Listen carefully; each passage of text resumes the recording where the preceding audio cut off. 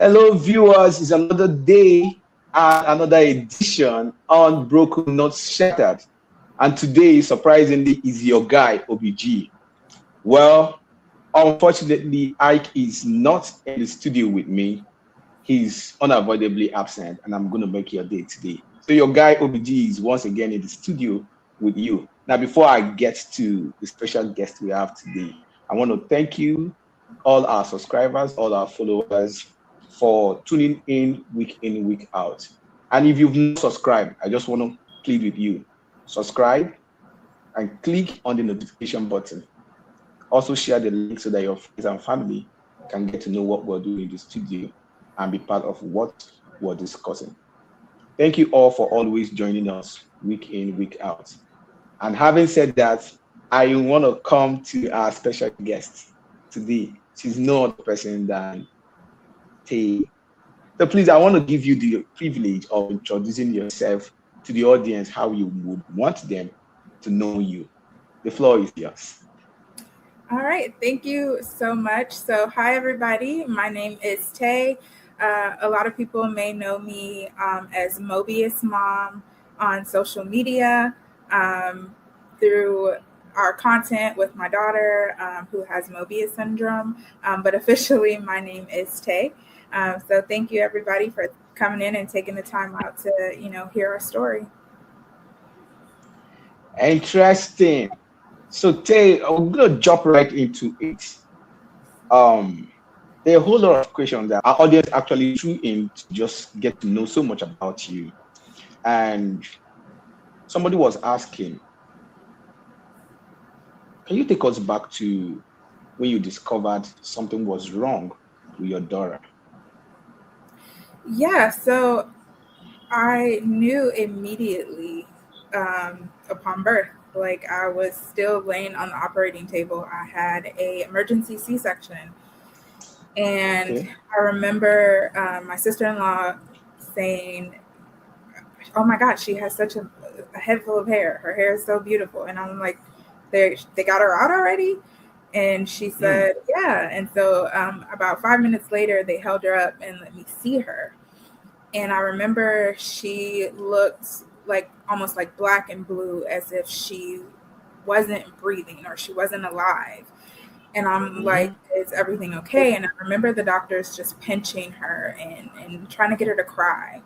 And then they finally got her to cry. The moment she started crying, I noticed that she didn't move her face. Like there were no facial expressions. She essentially was just like you could hear her, but if a if a person who had like a hearing disability had been there, they wouldn't have known she was crying. So Yeah. upon birth, I knew immediately something was wrong, and everybody was telling me, she's fine. And I guess that's when my mother's intuition kicked in, and I'm like, No, there's something wrong with my baby." Wow. Interesting. And having said that, I understand that statistically, Mobius syndrome is estimated one in 50,000 to 500,000 live birth worldwide, right? So, what is Mobius syndrome, and what would you want people to know about it? So Mobius syndrome is like a neurological disorder. It's very rare. It affects the sixth and the seventh cranial nerve, which is the like your facial movements as far as like your smile and your eye movements. Um, and so I want, I think as far as like what I would want people to know about Mobius syndrome is that a lot of kids with Mobius syndrome are so unique and they're so full of life, and they're they express themselves in different ways. Like they each have cues. Now, Mobius syndrome does come with a lot of different health complications because we're talking about a neurological disorder. We're talking about the nerves. We're talking about a lot of the times the bottom portion of the brain where that that's controlling everything, that's controlling your nerve movement. And so while it doesn't necessarily, have that stigma of the bottom portion of the brain, that's when you think of nerves, you think the nerve, my brain is controlling all of this, right? And so it's really just the fact that a lot of kids who have Mobius syndrome, they're either their sixth and seventh cranial nerve is either missing completely or it's underdeveloped. And every kid is different, right? Every kid is going to have a different cue. That does not mean that these kids are less than, they should be judged, that people should treat them any differently. I have this slogan for them where I call them Mobius cuties, right? Because a lot of them look like porcelain dolls. They're just the most cutest thing in the world. And along with that, I do have a slogan where we say that their smiles come from within.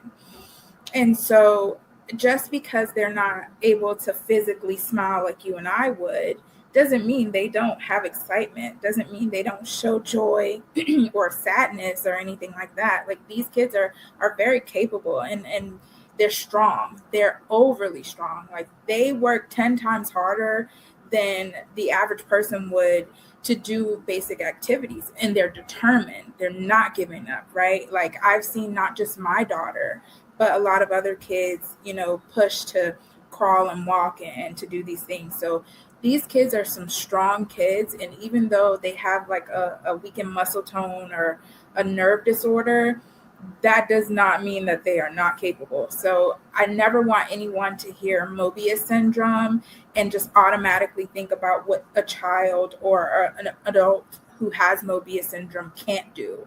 I want you to think about how hard they're working to do, and they deserve all the love and the praise in the world. They are such amazing kids. Interesting. There were some of the few points you raised while you were talking, but we're going to come back to them. But before then, can you share with us some of the experiences, the emotional experiences you had while searching for answer about your daughter? Yeah, I mean, Nova is my first child. She's my only child. So immediately, you go into this and you're worried just because, like, this is your first child. But then when, there's this complex care and there's this, disorder, then that kind of brings your awareness and a little bit of fear a little bit more heightened, because immediately you think about, the judgment that your child is going to go out into the world and face, and the knowledge of knowing that you can't really be there to protect them every step of the way. So it does come with a lot of challenges. I will say that, but it's rewarding and it's worth it, because when Nova reaches her milestones, it's even more special than if a child who didn't have a disability reaches a milestone. Like, I take so much more pride in it. And so we deal with a lot of challenges as far as like her swallowing, her, walking, her crawling. She is G-tube dependent. She, like I said, it does come with a lot of other, health disorders. So she does have, I want to say, about 8 different health conditions that comes into play. So she has, I always pronounce this wrong, but laryngomalacia, I believe is how you pronounce it, which is pretty much just floppiness of the vocal cords. She has, of course, difficulty swallowing, which makes her G-tube dependent. She was born with bilateral club feet. She has syrinx in the neck and the spinal cord. And it is very challenging for me as her mom, because it keeps me having to advocate, because a lot of the times I find that at the hospital, certain doctors or certain nurses, especially if they're not like her home team, like if we just have to take her to a regular emergency room because we're out of town or something, they expect Nova to get to like the baseline of the textbook, right? And Nova has her own baseline. So what's normal for you and I, or, a child who doesn't have Nova's condition or a disability at all, is not normal for Nova. You know, her breathing may be a little bit faster than others. And so I do spend a lot of time fighting and advocating for her and like, no, we're not going to, you know, put her on this medication because you think that this is an issue or we're going to try to fix this. You know, I understand it's concerning, but you putting her on this medication is also going to cause a problem in the long run for her because you're trying to get her back to a baseline of textbook, of what's in your textbook, and not a baseline for her as a person. So there are a lot of challenges, especially when it comes to like her health and the medical that I face with a lot of like advocating for her, and not really just for her, but for other kids as well. This is interesting. I understand how complicated that situation and that condition can be sometimes, even watching you explain it. However, I want to ask, how do you prioritize your mental and emotional well-being while caring for your daughter, Nova? It's funny that you asked that because I actually created a business centered around self-love and self-care. And it's actually named after my daughter, and it's kind of inspired by her because I started it when I was pregnant. And so a lot of it is me pretty much romanticizing the little moments, right? Like taking a shower, you know, like the moments that I have to myself, whether it's when Nova's sleeping and I get a chance to journal, or, you know, when I get a chance to shower.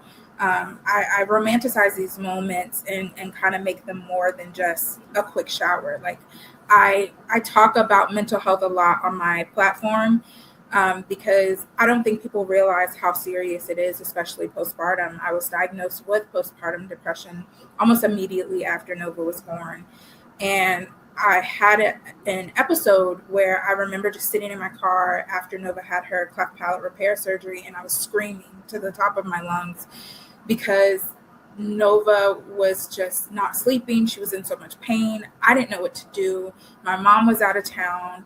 You know, it was just me and my daughter, and I didn't think I was going to make it. And I remember just having to slow down and say, like, I needed to be here for this little girl. And while I put Nova at the center of everything that I do, I also ensure that I show up for myself so that I can show up for her. So if that is romanticizing a shower, or, you know, getting a Starbucks coffee, or, you know, taking a walk in the park, or enjoying whatever time when she goes to her grandma on the weekends, and, you know, binge watching my favorite Netflix show, like I take pride in those things. You know, I journal a lot. I have recently, you know, gotten into my own spiritual healing and my spiritual journey. And so, you know, I take pride in that. And I love on myself so that I can love on my daughter, because I realized that I'm teaching this little girl to love herself regardless of, you know, what the world is going to perceive her as, regardless of the fact that she can't smile like everybody else. You know, I tell my daughter, even though, you know, she may not understand this right now, that, you know, she doesn't have to smile to please the world. Her smile is inside of her, and it's almost beneficial to her because nobody can take away her happiness because they can't see her smile. So she has an upper hand. And so I pour into her so I can pour into me, and I prioritize my self-love so that she can see that as well. So a lot of it is just me romanticizing the little things, and, you know, also finding joy in my hobbies. And I realized that I didn't have to give up my life because I became a mom, or because I became a mom to a daughter with special needs. Now, there is never enough time in the day, but I do prioritize the time to myself that I do have. And that, like I said, even when she's taking a nap, or if she is, you know, away at her grandma's for the weekend, or, if it's nighttime and she's gone to bed for the night and I have like an extra hour, I'm going to find that time to pour into myself, and sometimes even talk to myself and let myself know, like, you're doing a good job. Like, don't be so hard on yourself today. I do a lot of meditation, I do a lot of journaling. And like I said, I created this business that is centered around self-love and self-care and, teaching other women or the average working adult or the average mom how to take time to pour back into themselves. Wow, interesting. You know what? We're going to go a very quick break now.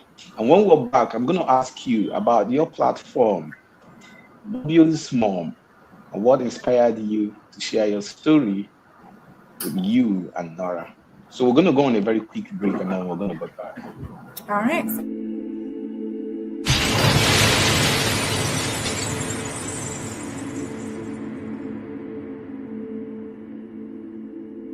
Hello, friends. We are here today again. It's been a wonderful time here in the studio with Star. It's been an interesting moment in the studio. However, I want to thank you all for subscribing to our channel and for following us and staying with us week in, week out. Like I said earlier, unfortunately, Ike is not in the studio with me. But it's all good. OG, got your back. Now back to the conversation. Tara, you run a platform called Mobius Mom, right? Yes. Please, what inspired you to share your story about you and Nova? I think what really drove me to share my story is the fact that it wasn't known enough. Like, I did find out about Mobius syndrome because I diagnosed Nova myself on TikTok, and to me that was a problem. The fact that a lot of medical professionals did not know, the fact that I had to transfer my daughter from one hospital to another just to get a medical diagnosis, that was a problem for me. And even now, like, I get a lot of medical professionals in my comments that tell me, or like they reach out to me and tell me, I've never heard of this. I've been in the healthcare industry for 17 plus years, and this is the first I'm hearing of this condition. And I don't like that. I don't like the fact that,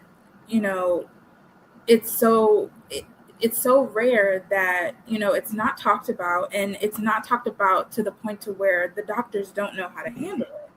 You have to go to like these major hospitals, and then there's people that live in small towns and that may have to drive 2-3 hours just to get proper care on a condition. And I don't feel like that's right. So I wanted to raise awareness and share our story, but I also didn't want it to be so sad. I didn't want to just share the fact that, I have this little girl who has this condition, and so her life is in a box. I didn't want it to come off that way. Because a lot of what I saw on TikTok when I was researching was a lot of people just showing, their kid with the condition. I wasn't seeing how the kid lived, right? And I wanted to share like more of our day in life. Like, yes, you're going to see us go to these doctor's appointments. You're going to see us do these therapies. You're going to see the fact that Nova can reach these milestones, and, that she is defying the odds in certain ways. But I also wanted to show where Nova goes out to restaurants with us, even though she's YouTube dependent. She's trying food. Nova gets her hair washed like every other kid. Nova likes TV like every other kid. Nova, has an attitude like every other toddler. Like, she's in her terrible twos. She's exploring life. So I wanted to share that for the mom who may be just getting the diagnosis, and not only, to bring awareness because it's not known in hospitals, but for the mom who's just getting the diagnosis like I was and was fearful of what to expect because you don't know, because there's not a lot of research on it. I had a doctor, when he called me to tell me about Nova's diagnosis, his response to me was, she has Mobius syndrome, but I don't have a lot of information on it because it's so rare, but I can tell you what I found on the internet. That was concerning to me. And so I said, to him, I'm like, well, you know what? I already knew she had Mobius syndrome. I diagnosed her myself 2 weeks ago, but I was just waiting for the medical professional to let me know that. And when that happened, I was just like, you know what? Something has to change. And then I talked to my mom about it, and I talked to her dad about it. And my mom teaches in the healthcare industry. And so I remember her just telling me, I think it's great that you want to do that, because when Down syndrome was first coming out, it was the same way. Like, not everybody knew about it. And so I'm not a medical professional, so I can only share my experience with Nova. And like I said, it's different in every child. But I think that by sharing my experience with Nova, it kind of gives a mom a sense of hope that, they can live a normal life, or whatever you want to perceive normal as.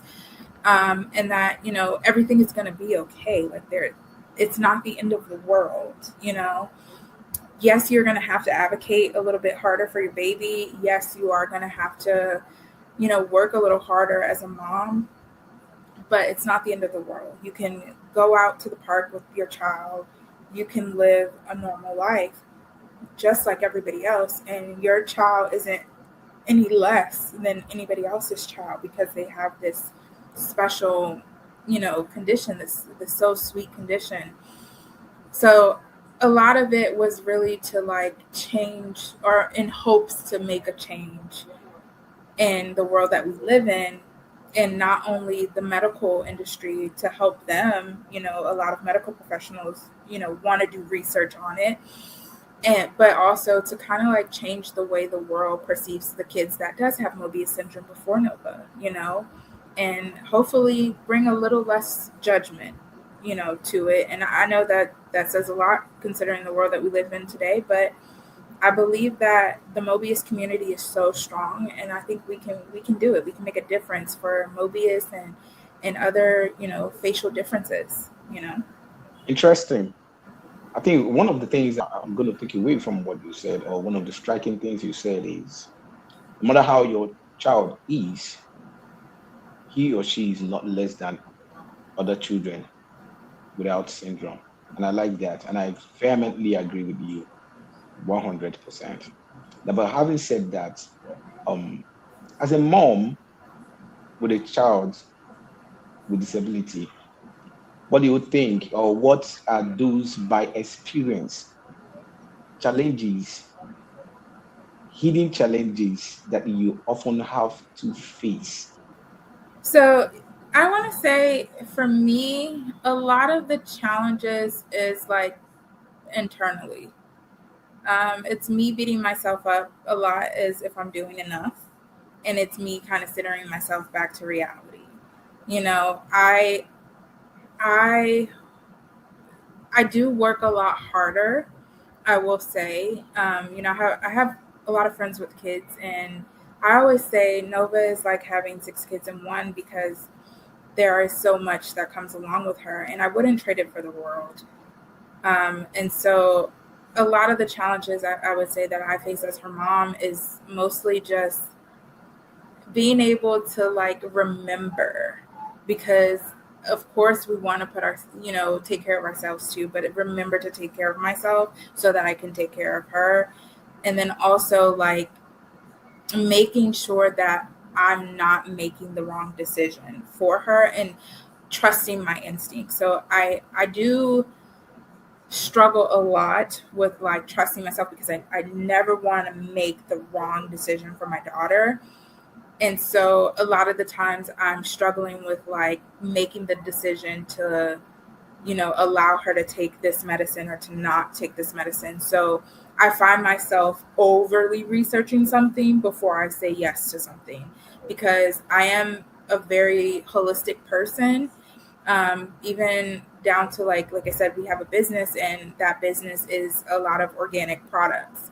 And so I always want to go the natural route the first time. So when it comes down to like doctors recommending certain things, I want to do as much research as possible before I say yes to it, because while this medicine may help her with one thing, it can also cause a problem somewhere else. So I struggle a lot internally with just making sure that I'm making the right decision for her, even down to posting the content. Like, I struggled a lot in deciding to even put my daughter on the internet, because the last thing I want to do is kind of like exploit my daughter or anything like that.